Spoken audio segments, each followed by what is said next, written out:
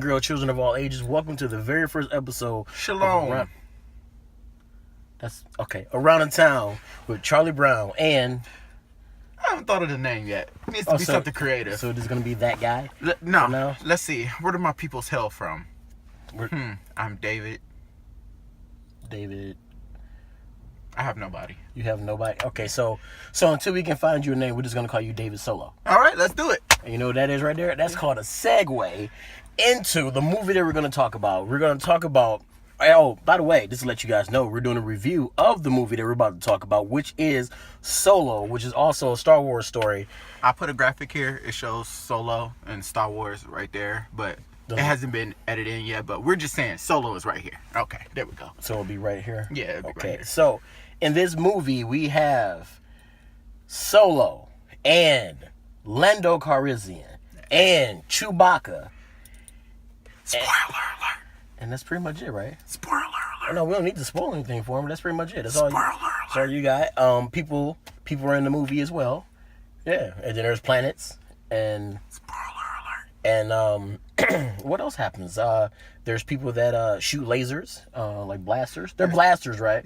They shoot blasters, and. Oh no! Wait, no, phasers. Phasers. Okay, it said phasers to kill. All right. No, I think that's Star Trek. Okay, so wow, we're doing a bad job at reviewing a Star Trek, Star Wars, Star Battles movie. Star Wars. Okay, well, in that case, then this is what we do. All right, so since everybody is split about this movie, we'll find 5 bad things to talk about first. Okay. So 5 bad things. Did you find anything bad about the movie? 5 bad things. Anything at all? 5 bad things. All right. I'm going ultimate fanboy because I know fanboys love this one. Okay. There was no Vader. Okay. Where was Vader? Okay. Vader. Okay. No Vader. Okay, so that's pretty much it. 5 bad things. Yeah, 5 bad things. No Vader, apparently. Okay. I'm going to go with the fact that Luke Skywalker wasn't in it. There was no Luke. Yeah. There was no name Skywalker at all. There was no Skywalker. How dare they make a Star Wars movie without Skywalker? Did you see Leia? I didn't see Leia. No. Okay, what else? No R2D2. Yeah, no. No R2D2. Yep. What was the C3PO? There was no C3PO. We don't talk about him. That's the reason why he's covered by the seatbelt and R2 is shown. He's on your shirt. Yeah, let's not talk about that guy. Okay, now let's think 5 good things, because it's always good to talk about positive things. Right. Especially in the world we live in today with the orange man in the White House. Yep. Anyway, so we're going to talk about 5 good things. So can you come up with 5 good things about this movie? Here we go, guys. Just lying back there. The movie was not bad. There was no bad parts to that movie to me. It was set aside to be something that it wasn't part of the original Star Wars. I mean, it's not part of the technical storyline. That's the reason why you don't have the yellow scroll. True. And why it doesn't open the way that it does. This movie is set apart from that. Yes, it does take place during the whole Skywalker saga, but doing that aside, like, this movie was wonderfully done. Like, from the beginning of it, seeing like where Han came from. First of all, I'm more of a technology type person. Seeing the fact that they were building Star Destroyers at the beginning of the movie, that was fucking amazing. That was. Like, just seeing how these last few movies, Rogue One and Solo, seeing how the Empire was building and recruiting, it's amazing to see, especially since, for the longest, all we known was Jango Fett's clones being the troopers, and now... And now you see actual people. Yeah, now we see actual people under the helmets. And it is quite amazing to actually see that. It's really cool. But even if you saw the movie and you're one of those hardcore fanboys that pick the movie apart, you gotta admit the action sequences, especially with the actual, how do you pronounce it? The Parsec run, the Parsec run. Dude, come on. Yes, we get what Parsec really is. We know, but in Star Wars terms, we know how they're using it. And that Parsec run was fucking amazing. The way they shot it, the way he was using the actual Millennium Falcon like a tennis racket, it was good. Like, how I don't see how people can go into that movie, and it's because it's an enjoyable movie. It is very enjoyable. I think the thing that people, they try to make it into something that it's really not. I mean, Star Wars is supposed to be enjoyable. It's a space saga. Like, it's not supposed to be too real, but I mean, to me, this movie, that's just fucking great. I'm sorry. Well, here, we'll do it like this. All right, so when you saw we'll go back. When you very first saw episode 1. Nope. 4. Start off with 4. All right, well, we'll start with 4. You're right. Because he gave it to us that way. When you saw episode 4 for the first time, how did you feel? Well, me, I was seeing it on VHS. My first actual Star Wars in the theater was episode 1. But, like, seeing that for the first time, it was, I mean, we don't have anything like that. The ships, like, the storyline, like, period, like, that, it's amazing. Well, and I remember seeing it, and I remember talking to Dad and asking Dad constantly, how could they have made that movie? Because the technology did not exist then for them to have made that movie. I mean, now seeing how they did it, how they had the camera like really close to like the sets and everything like that, doing the space scenes, it was amazing. Well, like not only the space scenes, the aliens, man, shout out to anybody who's a makeup artist out there, because without you true. guys, that's true. Yeah, that is true. No. We're gonna jump into episode 5.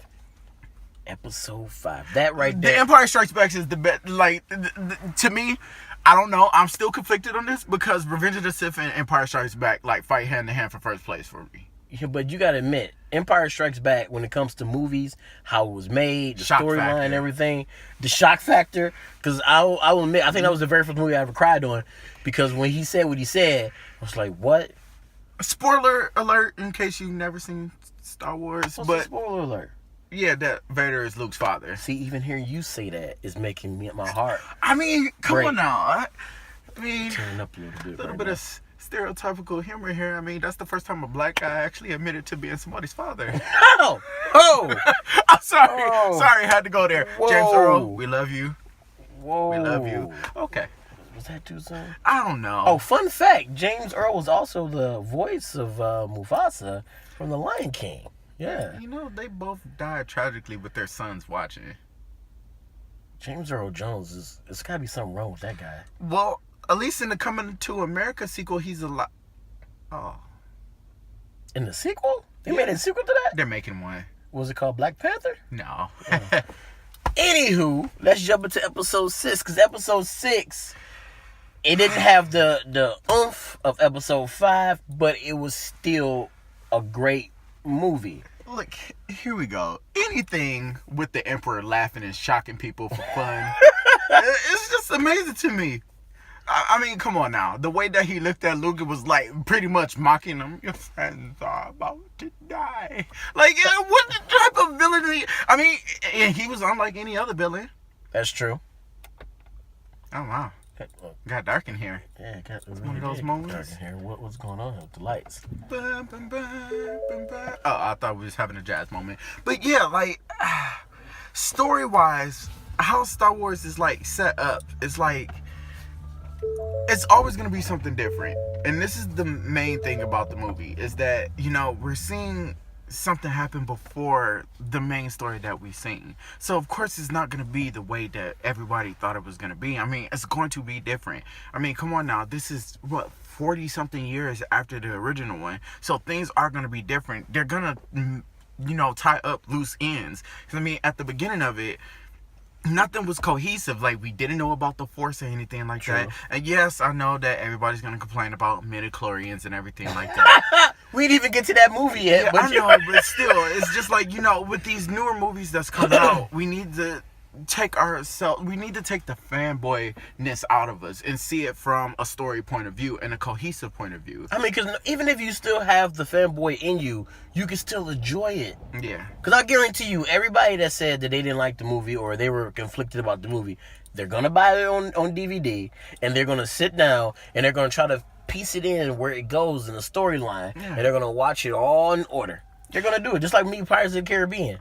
I mean, yeah. Those movies are bad. I know, but it's Johnny Depp. Yeah, and they're not aging well either. Which, I have to say about the prequels, they're starting to age pretty well. Because now people are going back and watching them and taking them for what they really are. They're story pieces. This is before, like, wait, where are we going? We're supposed to be talking about Solo.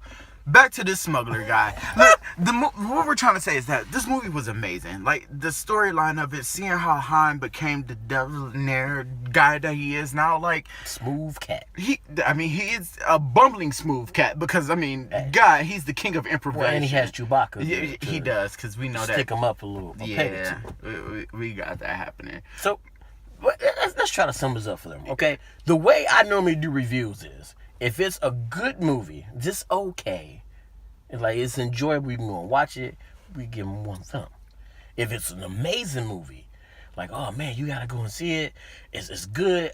No, better yet, not just amazing. If you recommend them spending money to go see it in the theater, because you're dropping like $10 per person. Yeah. Then you get popcorn. Matinee, you get $5.95 or something. That's like true. That. Yeah. Or during the like earlier in the day, like wake up early on a Sunday and go and see it. Or call in sick from work. Or make sure you got one of those cards and then get the popcorn. Yeah. And then you got to get the drink to make sure you stay awake. Because if let's say if you work late on Saturday, then you got to wake up early on Sunday. Okay, that's not the point. All right. Anyway, if it's a movie worth you spending your money on, we give them 2 thumbs up.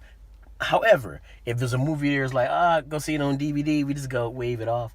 But if it's bad, 2 thumbs down. So, what do you rate this movie? I gotta give it 2 thumbs. You know what? I gotta be like the 5s. Hey.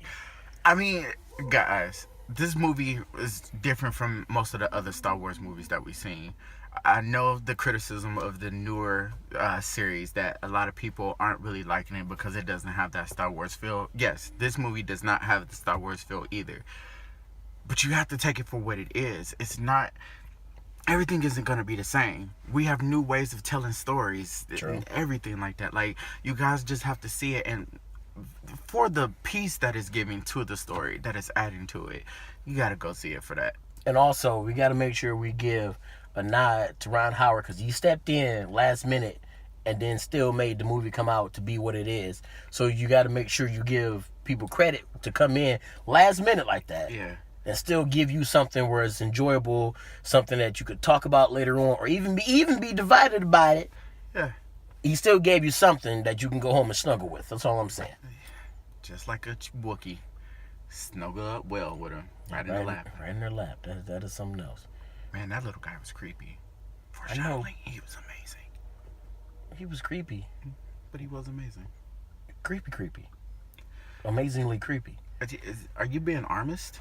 He had 4 arms. Are you just saying that you think that he's creepy because he had multiple arms? Well, so I don't get my show canceled, I'm going to sign off now. If you can pick up what I'm putting down, Around the Town, Charlie Brown. You're not a clown. Why do you hunk the nose? This hunk the nose. That's what, let's get it all over with. What's with the hunking of the nose?